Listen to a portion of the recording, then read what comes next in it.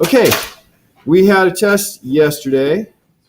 I hope that everybody feels confident in their answers. Baseball. Yes, a lot of people have problems with the baseball problem. I will go over it, but not yet. We have two students who, for various very valid reasons, haven't been able to take the test yet. And so even though they're going to have a different test, I want to wait until, after to go over the problem. But I will go over it, and also I'll post a solution. The reason I just barely got in here in time is because I was doing the solution. I was doing my calculus, and, it's so fun doing the calculus. I lost track of time. Okay, so we will continue on talking about forces. So this picture here is a picture of a very standard force problem. In fact, this is essentially the situation when you had the inclined track with the cart on it. There was a little bit of friction that was opposing the downward motion. There was a force normal. Notice, what direction is the force normal on that inclined plane? It's at an angle normal to the surface. It's not vertical. So often people think, oh, normal must be vertical, and it's not. It depends on the surface. The normal for this table, yes, is vertical, but for an incline, it's not. And then you have the force of gravity. Now, something about how you label things. Different textbooks use different ways of labeling. My preference for labeling is to make all forces have an F sub something. So F sub R for friction, force R for friction. F sub N for force normal. But then the textbook used W for weight. I have two good reasons I don't like that. Number one is I can't tell just by looking that it's a force. Whereas if it starts with an F, I can say, it's a force. And number two is pretty soon, like in 2 chapters, W will stand for work. Why complicate things? So I use F sub G for the force of gravity. Now, in class on Friday, I introduced some forces, but I don't think that people are going to remember too much about that because, after all, what were you focusing on in test, right? So going back to Newton's laws, the 3 laws, law number 1 called the law of inertia because it defines what inertia is. An object in motion remains in constant motion. In other words, velocity is constant unless you have an unbalanced force acting on it. So if I'm standing here, what is my velocity right now? It's 0. How much is that changing? Obvious answer. It's not changing, so my acceleration, the rate at which my velocity is changing, is also 0. Don't confuse 0 velocity and 0 acceleration. If you have 0 velocity and it's staying constant at 0, then you have 0 acceleration. But as an example with the ball, which I loaned to somebody, so I guess I'll use this electrical tape instead. While the ball is flying, at the instant that it has 0 velocity, it does not have 0 acceleration. And you can have things moving at a constant speed and 0 acceleration. So don't get that confused. But if you have an unbalanced force, then the velocity will change. If it's a balanced force, the velocity will stay constant. So the fact that my velocity is staying constant, that my acceleration is 0, tells you that I don't have any unbalanced forces. Now, what forces are acting on me as I stand here? I have a normal force pushing up to keep me from falling through the floor. I have a downward force due to gravity. And so this first law says I must have a total force acting on me of 0 because I'm not accelerating.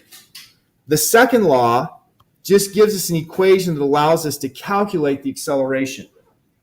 Notice something that's really important, at least to me. I'm really anal about some things.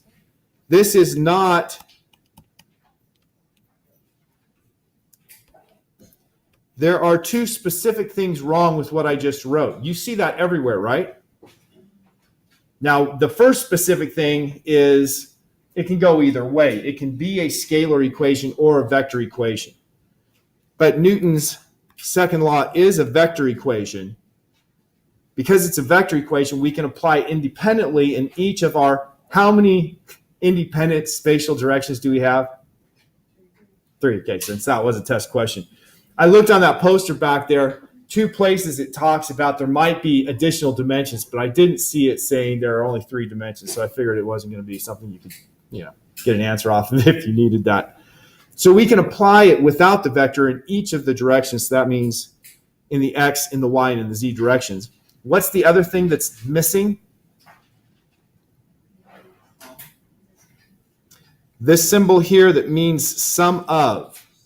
That is the Greek capital sigma, and because of the S sigma, we use it for sum. Another way of writing that is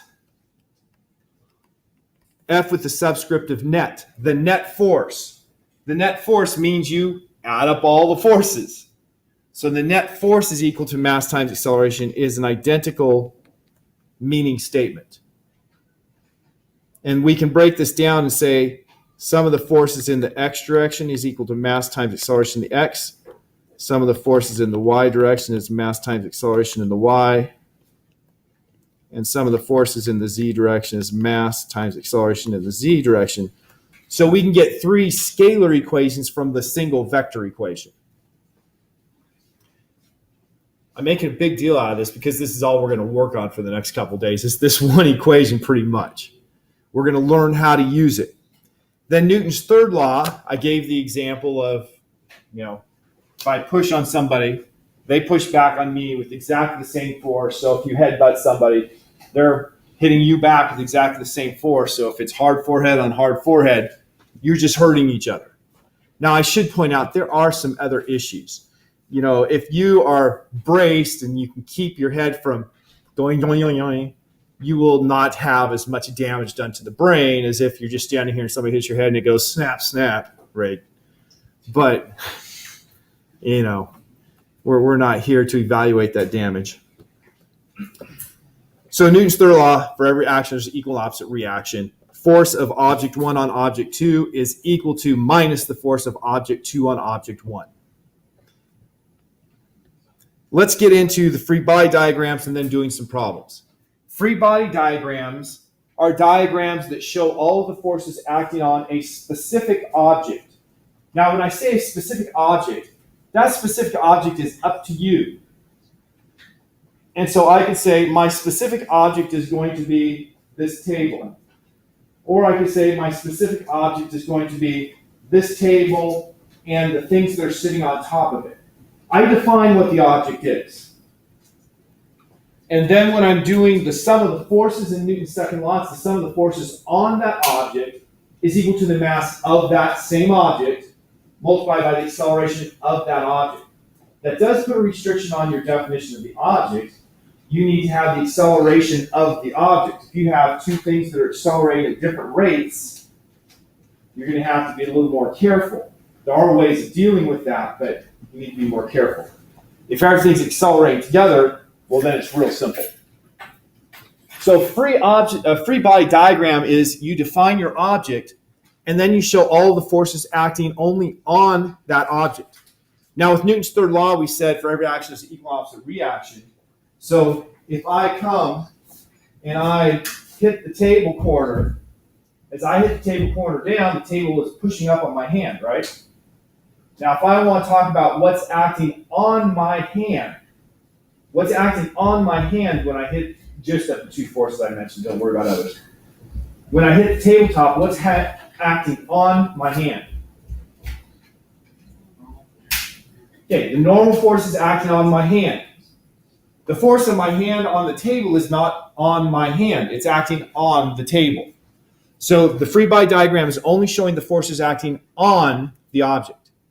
Now, you could also have talked about other things like, well, you have forces that are holding your hand together. Shouldn't those count?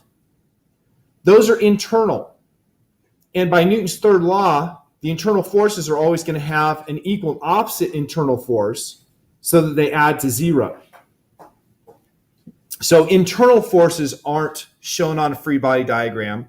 Forces of the object acting on something else is not shown on a free body diagram. It's only the forces acting on the object.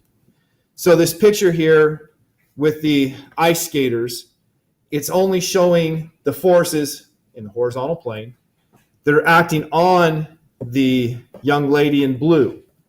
The forces of the young lady in blue pushing back on each of those ladies in pink, those are not shown because, well, why are they not shown? Because they're not acting on her. They're acting on other objects. Now, if you look here to the right, this is the technical free body diagram. They just draw a point and show all the forces acting on that point. Now, I am more than happy to allow you to draw a figure and then show the forces on your object on that figure. So I would be happy to take the picture on the left that shows the three young ladies and say, I've shown the forces there. That is my free body diagram. So you don't have to break it down to a dot with the forces. So our first clicker question, what's the ultimate reason we draw free body diagrams for force problems?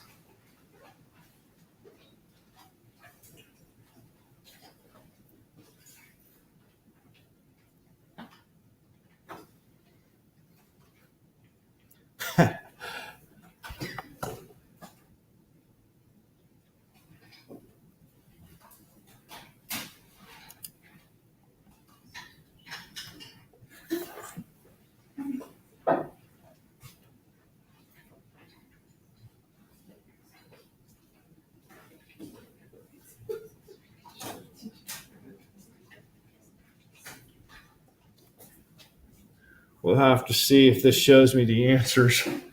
It's taking them, but I didn't make it so it will show. I'm thinking it's not going to show the answers, but we'll see. People who haven't answered yet are Brittany, Augusta, and nice just answered. So Brittany and Augusta. You don't have today? Okay. And I think Brittany just answered, right? Yeah. Okay, so let's see. Nope, it didn't show me the answers. Well, since it didn't show me the answers, we just have to go to this student. Trace will tell me the answer.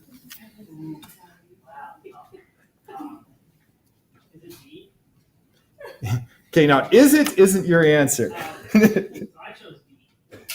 D is in dog? Yeah. Okay, and what was your reason for that? My reason for that isn't because that Newton's second law, well, obviously it's not the law that we discussed that, but isn't it because the second law states that there's an equal and opposite force of everything, so that we draw the diagram to show the forces acting on something. Okay. Your answer was correct, generally speaking, but your explanation got a little convoluted. The third law is the one about the equal and opposite forces. But the second law is what we use to solve the vast preponderance of our force problems. And so we have to do the sum of the forces on the object. So we draw the free body diagram that shows all the forces on the object. So we make sure we've accounted for all of them and can put them into Newton's second law correctly. So that's the primary reason. That's the ultimate reason to draw the free body diagrams. So we don't forget a force? Well, yeah, that's a good one. That is part of why you're doing the free body diagram. It's not the ultimate reason, but it's a good one.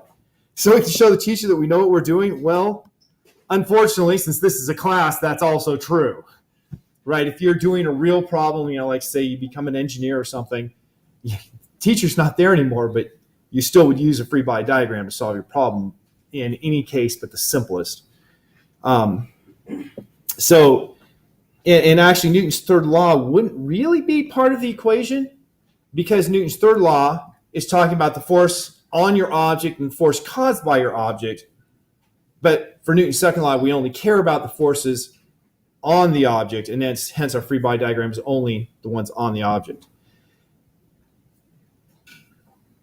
Before I do this, I'm going to go to another problem that Dr. Walker put on his test, and I've since seen it put in textbooks.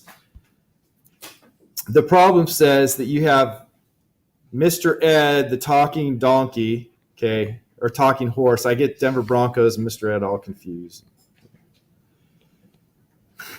This is Mr. Ed. I'm a great artist, okay? That is a horse. Good with that? And Wilbur says, Ed, I want you to pull this cart. And so he attaches a cart to Mr. Ed.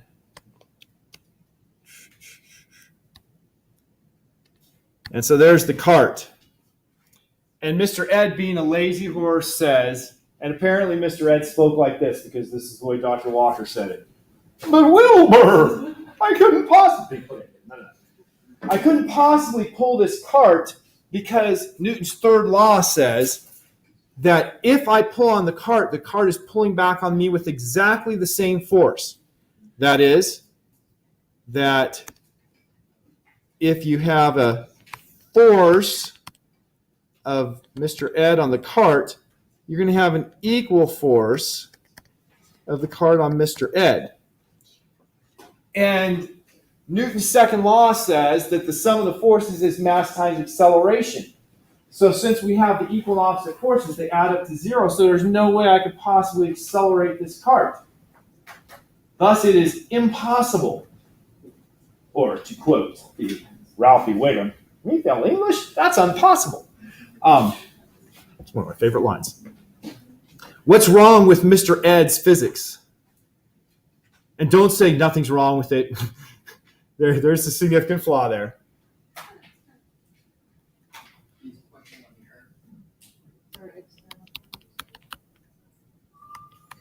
Okay. If you're doing an object, you have to define what the object is and do your free body diagram for that object and then apply Newton's second law. So first, Mr. Ed needs to define his object. And so I will choose a random person, Irving. Choose an object here.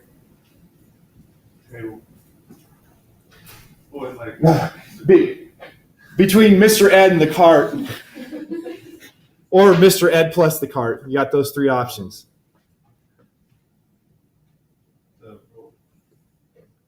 The what?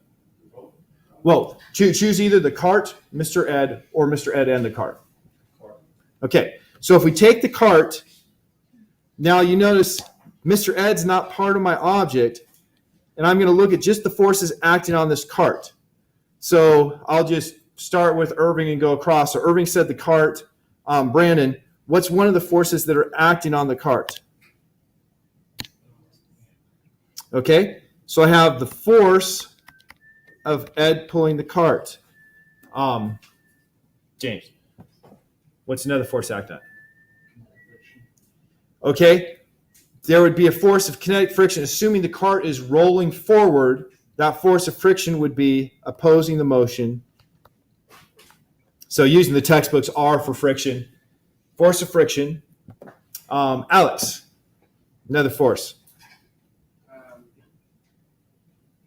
Gravity. Okay, force of gravity, which by definition acts what direction?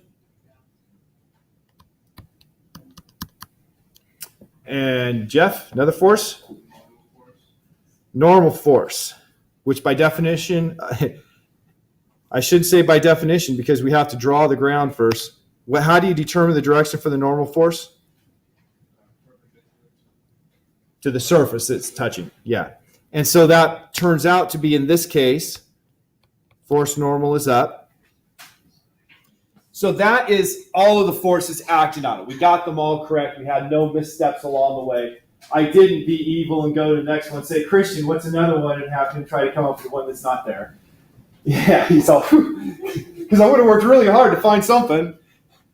So we look at this and we apply Newton's second law. Now we have two perpendicular directions. Which one do I care about if I want to know about pulling the cart forward? I care about the horizontal if I'm worried about pulling it forward. I don't care about the vertical. Now I can apply Newton's second law in both directions. Sum of the forces in the x direction is equal to the mass times acceleration in the x direction. Looking at my picture, Notice I define positive x is to the right. And so I look at my picture and the force of Ed on the cart is to the right. So I have force of Ed on the cart. The force of friction is to the left, which makes it negative to the right. We agree on that? So I have minus the force of friction is equal to the mass, and I should have been specific, the mass of my object. So my object was the cart because that's what I did the free body diagram on, multiplied by the acceleration in the x direction. If the acceleration were to be 0, that would mean the force of Mr. Ed on the cart is equal to what? You're not supposed to ask questions that way. I don't know if you guys have taken an education class. They say that when you ask it, so it starts like a statement and ends as a question, that it causes confusion. So I should have asked, for an acceleration of 0, what does the condition on the forces have to be? Okay, it adds up to 0. So looking at those two forces, then that means the force of friction would have to equal the force that Ed's pulling on the cart. It's not the cart pulling back that Ed has to overcome. It's the force of friction acting on the cart that he had to overcome. So as long as Mr. Ed can apply force that's bigger than the force of friction on the cart, which since the cart's on wheels, the whole purpose of the wheels is to lower that force of friction to virtually nothing, then it will be able to move. Now, I have to correct James just a little bit. He said kinetic friction. We haven't talked about friction, so that was from his moving forward. Kinetic friction is friction when you have two surfaces sliding against each other. Ideally, that wheel is not sliding on the ground, it's rolling on the ground. In that case, you still have a friction associated with the bearings, possibly the unevenness of the ground, and we call that a rolling friction. So that would have been a rolling friction because the wheel shouldn't be sliding. The wheel is actually having a static friction on the ground. But that static friction in this case, because the wheel, it's not opposed in motion, it's the rolling friction. Okay, so that was in the x direction. I said we could do it in both directions, so let's look in the y direction. Sum of the forces y is equal to mass of the cart times acceleration in the y direction.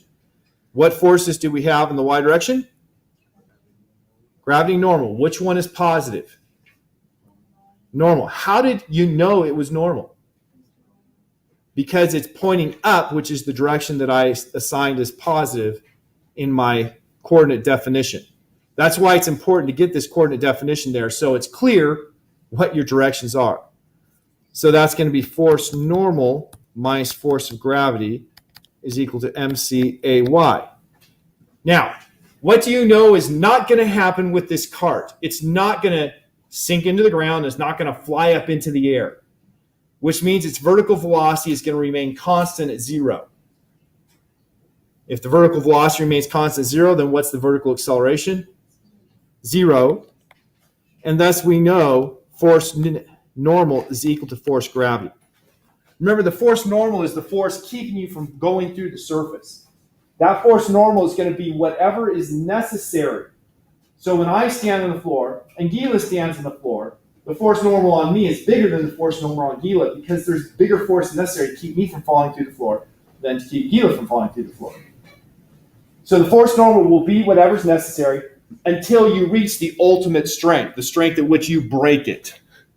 At that point, of course, it breaks and you do fall through the floor. Any questions about the whole Mr. Ed problem? I'm pretty sure it's a homework problem that is within the system we're using for homework. Gravitational force. Gravitational force, you guys have all heard about Newton and his apple, right? Now, what you probably don't know is actually what the significance of that story is. You may know, but most people don't. They just know, apple hit him on the head, something falls, something with gravity.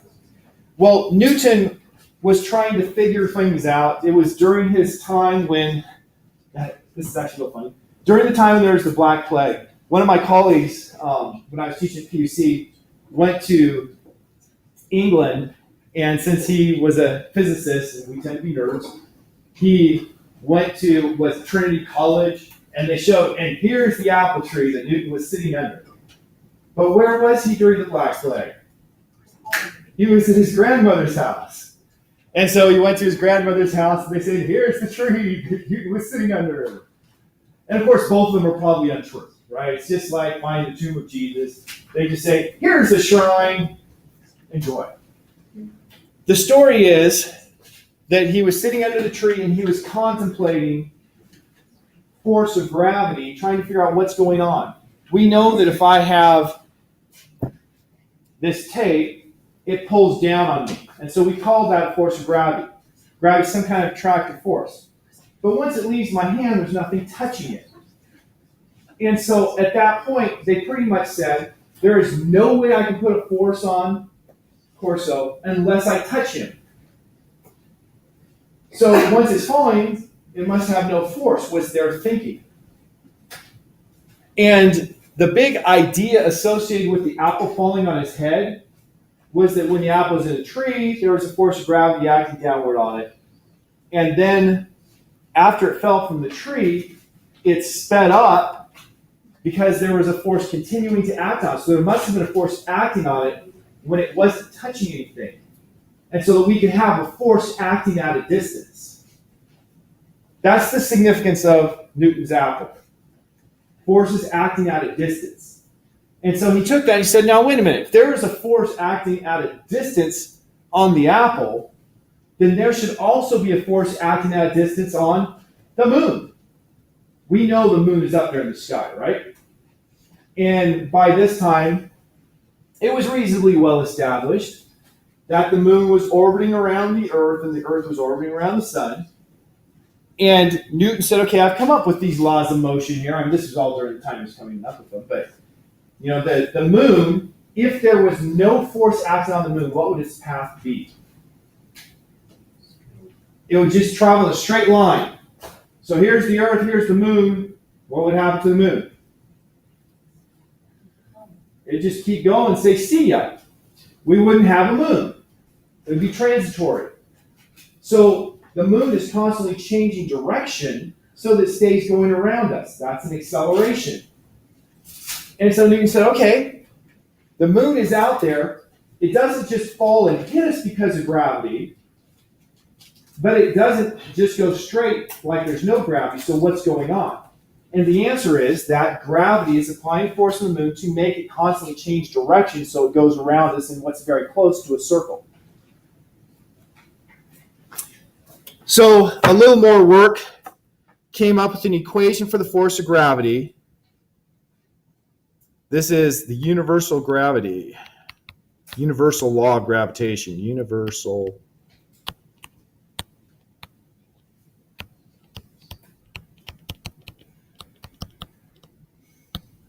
And most people in high school class don't even talk about that equation. They just say the force of gravity is mg. And you can see here I have the work getting there. The force of gravity being mg is taking a special situation. It's saying if you are on the surface of the Earth, then you have the force of gravity between you and the Earth, and the separation between you and the Earth is pretty much constant.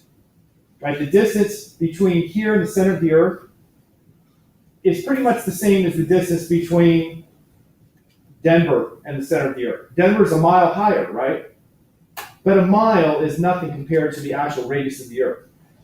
And so we say, let's assume that our distance from us to the center of the Earth is constant, the radius of the Earth. And so if that's the case, then we can take some parts of this equation and factor them out. So let's look at the equation, then look at what's factored out. First thing that was determined was the force of gravity is proportional to the mass of the two interacting objects.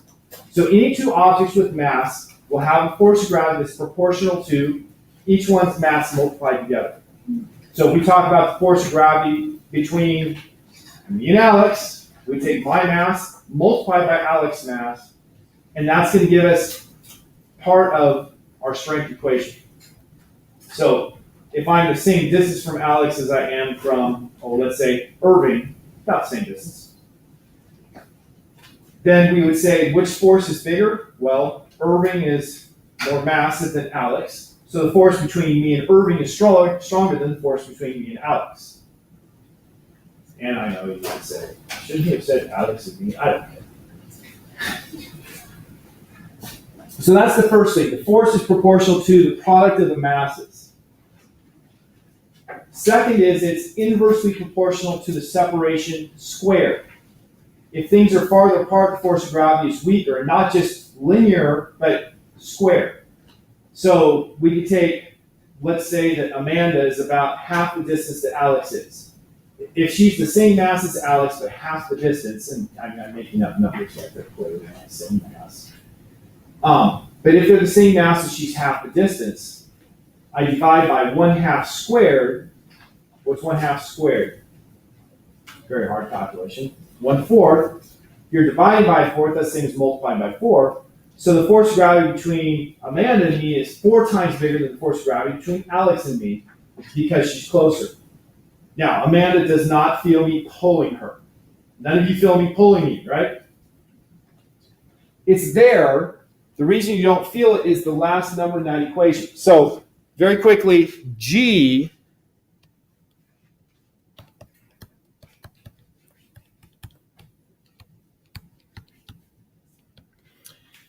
is a constant that is a really small number.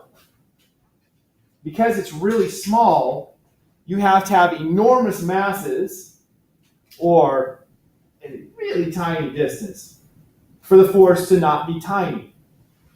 And so my mass is somewhere in the ballpark of, I don't know, it's over 100 kilograms. Let's just leave it at that. So, my mass is around 150. 150? No, it's not that high. Used to be. My mass is more than 100 kilograms though. And Amanda's mass is probably less than 50 kilograms. So if we take mine's 100, hers is 50, it'll probably come out about right. 50 times 100 is 5,000.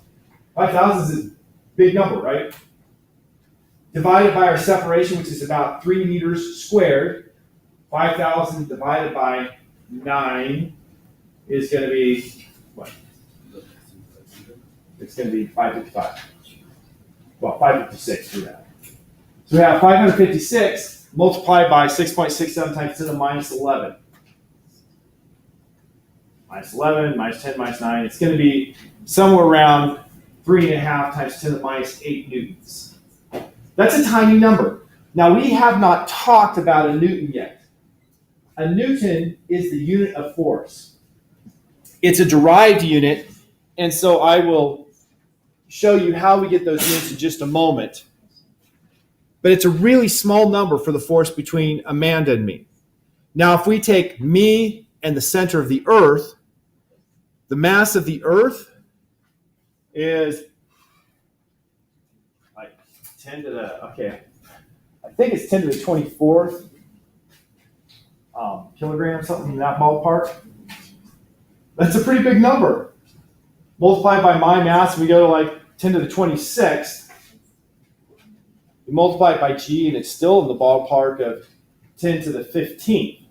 And then you divide it by the distance from the surface of the Earth to the center squared, which is a big number, but still leaves the force in the ballpark of, say, 10,000 newtons.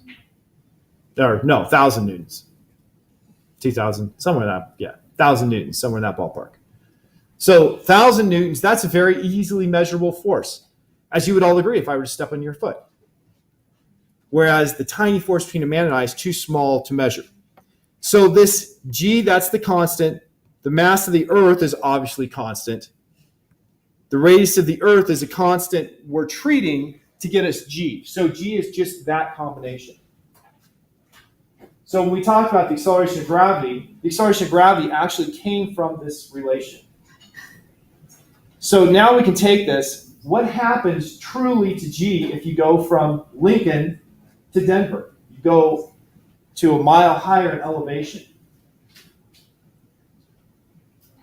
What's happening to R? It's a mile larger. It's a mile larger. Now that's a tiny fractional change in the radius, 1 mile out of its total radius, but it is larger. And since you're dividing by that squared, what does that do to G?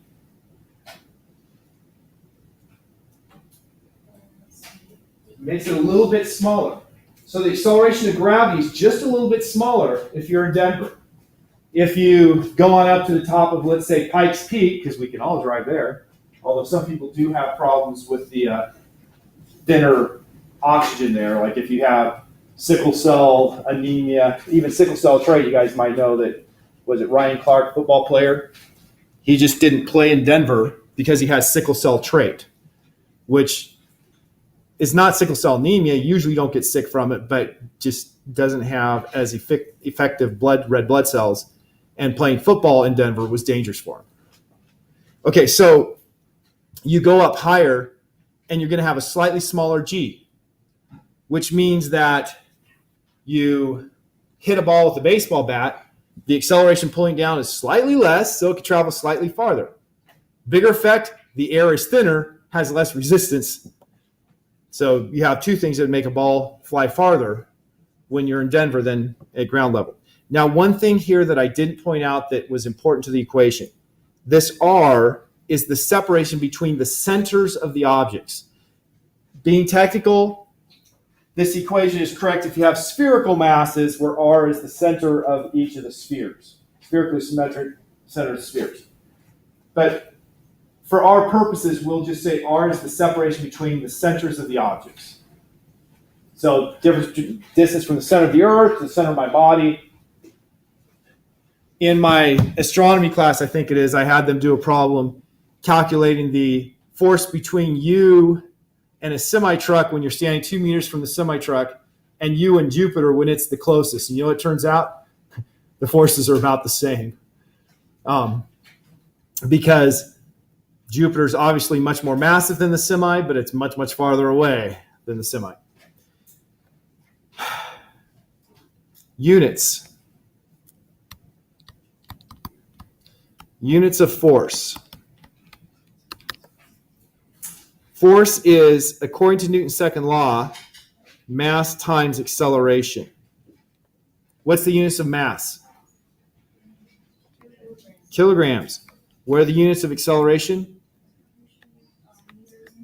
Meters per second squared. So the units of force are kilograms, meters per second squared. Notice it's not grams, meters per second squared. Kilogram is the standard unit for mass. And so we shorten this and call it a Newton.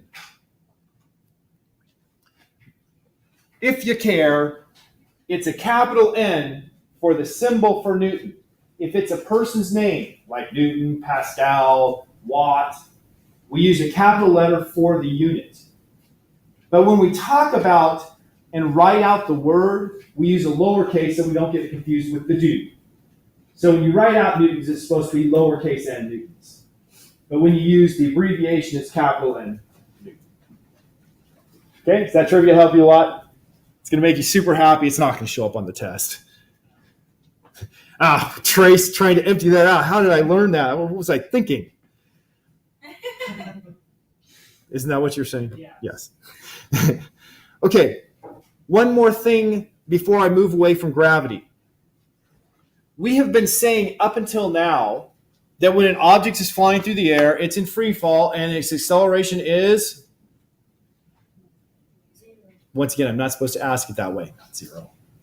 When it's flying through the air, it has the acceleration of gravity. No. You answered. That's more important. It has the acceleration of gravity as it's flying through the air. Well, now we can actually see why it has the acceleration of gravity. If I have a ball flying through the air and it's in free fall, here's my ball. What forces are acting on it?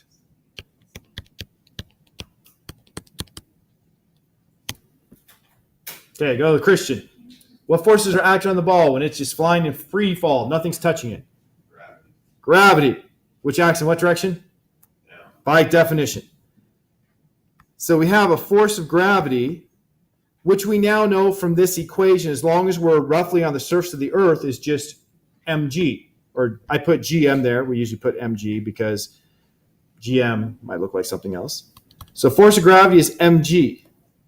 It's the only force, so now let's apply Newton's second law in the y direction. Sum of the forces in the y direction is equal to mass times acceleration in the y direction. Looking at my free body diagram, because that's the entire free body diagram, I have minus mg, minus because it was pointing down, equals mass times acceleration in the y direction. And every one of you can see then, what's the acceleration?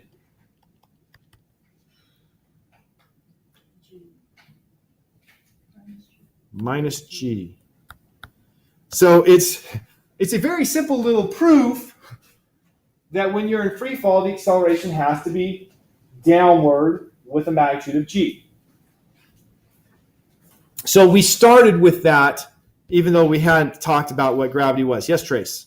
So when we use the word free fall, does that mean that we just pretend like friction and drag don't exist? Right, we pretend there's no air. If there's no air, then you have no buoyant force, you have no drag force. Contact forces. The normal force is a contact force. Any force where you have two things touching is a contact force. So this here gives us typical types of problems. We have people pushing on a little kid in a wagon. And if we want to find the acceleration, we make a free body diagram. And we have to name the forces. So they call them F1 and F2 for child 1 pushing and child 2 pushing. Made the free body diagram, then you can say sum of the forces in the x direction is equal to mass times acceleration in the x direction. I would need to assign what my object of interest is before I made the free body diagram. What did they choose here for the object of interest?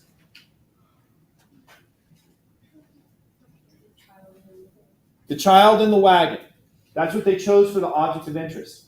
If they had chosen the two girls as well, instead of having F1 and F2, they would have had the force of friction between the ground and girl 1 and the force of friction between the ground and girl 2 as the horizontal forces that are pushing it. And that's all I want out of this slide. Here is a more complicated situation. We have a snow skier going down a hill. In this case, the first thing to note is they didn't use X and Y in this diagram. I always still use Y and X. They used parallel and perpendicular, what those symbols mean. So if we look at that, the first question is why in that problem do we have a tilted coordinate system? Why not vertical and horizontal? The first rule in solving your physics problem is do it the easiest way you can think of. Short of cheating, you know. Well, I looked it up on the internet and this is the answer. Yeah, we do want you to understand, but we want you to understand and choose the way that is easiest, that is actually showing understanding. So when you're doing a problem like this, the sum of the forces is mass times acceleration is our key equation we're going to use. The sum of the forces equals mass times acceleration is easier if the acceleration is 0 than if the acceleration is not 0. So we choose our coordinate system so all of the acceleration is in one coordinate direction, so the other one has an acceleration of 0. So if you're skiing down the slope, the one thing you can take as a given is you're staying on the slope. So if you choose normal to the slope as one of your coordinate directions, then your velocity in that direction is going to be 0 and constant. Constant velocity means acceleration is 0. And so the reason that we have a rotate coordinate system is because we know the acceleration is going to be exclusively in the direction going up and down the slope, hopefully down the slope. And the acceleration is then 0 in the normal direction. The next step, once you've decided what your coordinate system is to resolve your forces and acceleration is already resolved, that's why we chose it. Resolve your forces into their components. So if you look at this picture where it has the forces already identified with the free body diagram, we see that that force of friction, that's all in the x direction. The force normal, that's all in the y direction. Those were already resolved. The second rule when choosing your coordinate system, if you have like no acceleration, then you want to choose directions that make the work of resolving into components the least amount of work possible. And it turns out in this case, 2 out of 3 of our forces were already resolved. by choosing the tilt. So we still would use the tilt even if the acceleration was 0, because it's easier to resolve the forces. But we still have to resolve the force of gravity. So let's check, how do we resolve the force of gravity? The picture shows you the deal, but I want to make sure that I explain it. So if I have an incline at some angle theta, I know the force of gravity is going to be straight down. And if I want to break that between the normal to the slope and the parallel to the slope, I need to know what one of the angles, there are two possible angles here that are not the right angle. I need to know either this angle or this angle. And so the question is, how do I find one of those angles? The answer is, well, you can do it with a straight geometric proof. That is, you know that the normal is perpendicular to the incline, and the what was that? And the gravity is perpendicular to the horizontal. And so we can take the angle between gravity and normal, since those were perpendicular to the incline and perpendicular to horizontal, and say, okay, we have the same relationship between the perpendiculars to two lines as we have between the two lines. That's a geometric proof that's usually what I go to, and people glaze over like, what? You know what? So here's an easier way. Imagine that you have this squeezed down so theta is approaching 0. Which angle in there, in my green triangle, is going to be approaching 0? The one that would approach 0 as the angle approaches 0 is going to be the same as the incline angle. So if you think about it that way, it's a lot easier to identify which one's which. Now we're breaking our force of gravity into components x and y. I have made this mistake many, many times. Make sure that you identify, aha, this is the x direction, this is the y direction. And so for my angle that I know, that's the opposite side, and that's the adjacent side.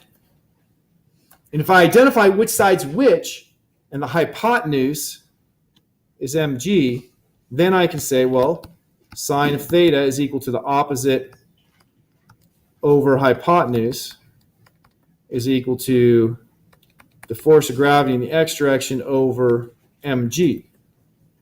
And then I have force of gravity in x direction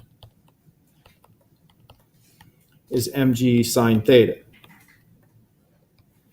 And likewise, you start with sine theta equals adjacent over hypotenuse is equal to force of gravity in the y direction. What's the one thing I don't have right in that boxed equation?